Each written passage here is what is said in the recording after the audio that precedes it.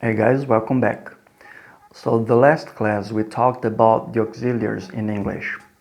Now we're gonna take a look only at the auxiliaries of the present, do and does. A diferença entre o do e o does é que o does a gente usa para o he, she, it, e o do para as demais pessoas, I, you, we, they. Vocês já devem ter visto por aí que a gente coloca o do na frente da pessoa para fazer perguntas, à esquerda da pessoa, né? Do you speak English? Do you like sports? Do you have dogs? Do you have brothers? Do we have to go now?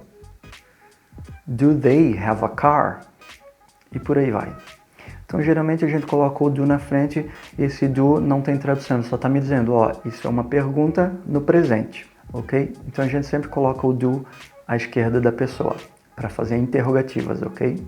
E para fazer perguntas no presente com he, she, it, a gente usa o does. Does she study here? Does she like pizza? Does he have a sister? Does it rain every day? Chove todo dia? Esse it não tem tradução, mas tem que ter para poder acompanhar o does. Todos os auxiliares não podem ficar sozinhos, tem que ter uma pessoa. Se não encaixa eu, você, ele, ela, tem que colocar um it. Não tem tradução, não vai ter tradução, mas tem que colocar para encaixar.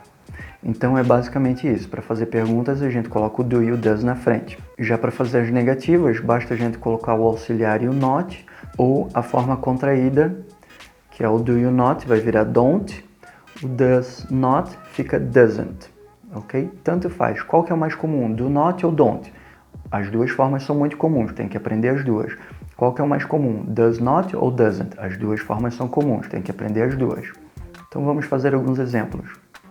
He doesn't like to travel. She doesn't study English. It doesn't rain every day. I do not speak English. Ou I don't speak English. We don't study Spanish. Ou we do not study Spanish. They don't have a car. Ou they do not have a car. Tá, mas o do e o does eles só vão na interrogativa e na negativa? E quanto à afirmativa? A afirmativa não precisa, porque normalmente quando a gente está falando, está conversando, a gente já está falando na afirmativa e no presente. Então não precisa colocar auxiliar, ok? Em alguns casos vocês até podem colocar um auxiliar, mas isso vai servir só para dar ênfase. Por exemplo, assim, I do speak English. Ah, eu falo inglês sim, eu realmente falo inglês. Então tá vendo? É para dar uma ênfase. He does speak Spanish very well. Ele realmente fala inglês muito bem. Ele fala inglês muito bem, sim.